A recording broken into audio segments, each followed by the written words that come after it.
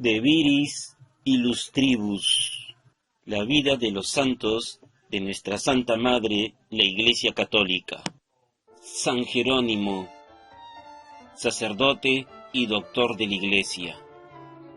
Su nombre completo era Sofronio Eusebio Jerónimo.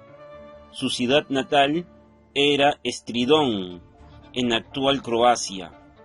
Su fecha de nacimiento no se conoce con exactitud, pero fue alrededor del 347.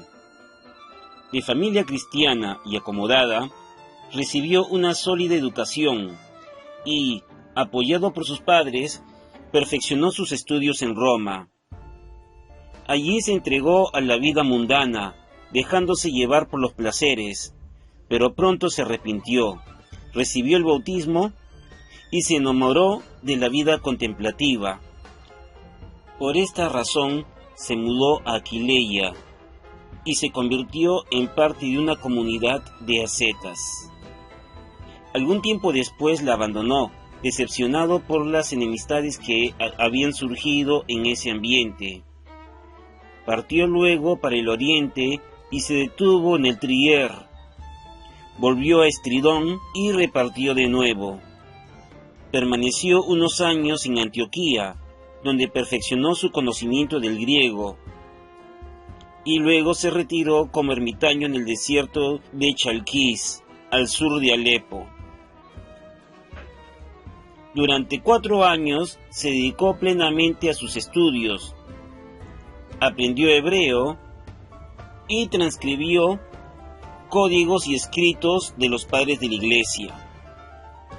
Fueron años de meditación, soledad e intensa lectura de la palabra de Dios, que también lo llevaron a reflexionar sobre la brecha entre la mentalidad pagana y la vida cristiana. Amargado por las diatribas de los anacoretas, causadas por la doctrina arriana, regresó a Antioquía.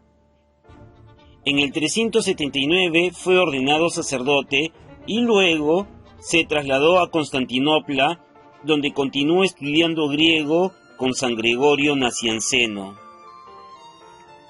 En el 382, Jerónimo volvió a Roma para participar en una reunión convocada por el Papa Dámaso sobre el cisma de Antioquía.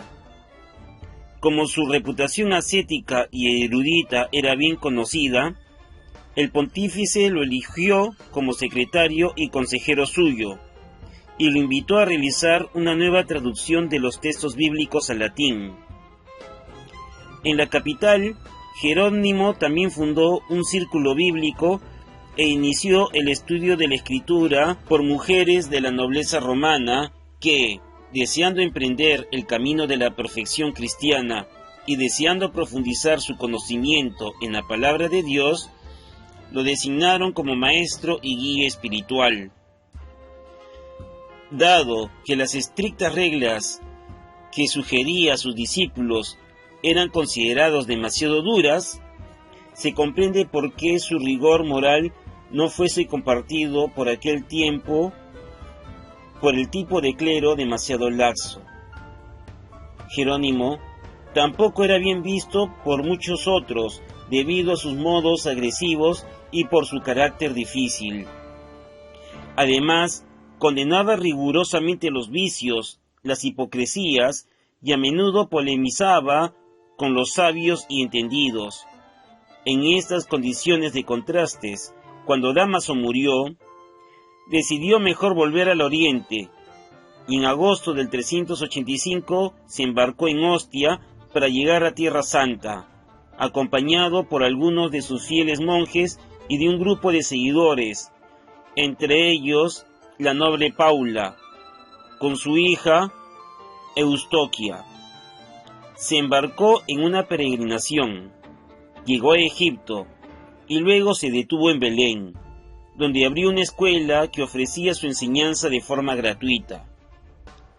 Gracias a la generosidad de Paula, construyó un monasterio masculino, uno femenino y un hospicio para los viajeros que visitaban los lugares santos. Jerónimo pasó el resto de su vida en Belén, dedicándose siempre a la palabra de Dios, a la defensa de la fe, a la enseñanza de la cultura clásica y cristiana y a la acogida de peregrinos. Un hombre impetuoso, a menudo polémico y peleonero, que era detestado, pero también muy amado. No era fácil dialogar con él. Sin embargo, dejó un grande legado al cristianismo con su testimonio de vida y sus escritos. A él le debemos la traducción al latín de la Biblia llamada Vulgata, con los evangelios traducidos del griego y el Antiguo Testamento del hebreo, que aún hoy, en su versión revisada, sigue siendo el texto oficial de la Iglesia Latina. La palabra de Dios, tan estudiada y comentada, también se comprometió a vivirla concretamente. Dijo Benedicto XVI, que dedicó una catequesis a Jerónimo en las audiencias generales del 7 y 14 de noviembre del 2007. Murió en su celda, cerca de la Gruta de la Natividad, el 30 de septiembre, probablemente en el año 240. Por ello, ese día se considera como el Día de la Biblia. ¿Qué cosa podemos aprender de San Jerónimo? Parece que por encima de todo es esto: amar la palabra de Dios en la Sagrada Escritura, sugirió Benedicto XVI. Es importante que cada cristiano viva en contacto y diálogo personal con la palabra de Dios que se nos da en la Sagrada Escritura. Es también una palabra que construye la comunidad, que construye la Iglesia. Por lo tanto, debemos leerla en comunión con la Iglesia viva. Jerónimo es uno de los 4 padres de la Iglesia occidental, junto a Ambrosio, Agustín y Gregorio Magno, proclamado doctor de la Iglesia en 1517 por Pío V. Como herencia suya nos ha quedado sus comentarios, homilías, cartas, tratados, obras historiográficas y hagiográficas.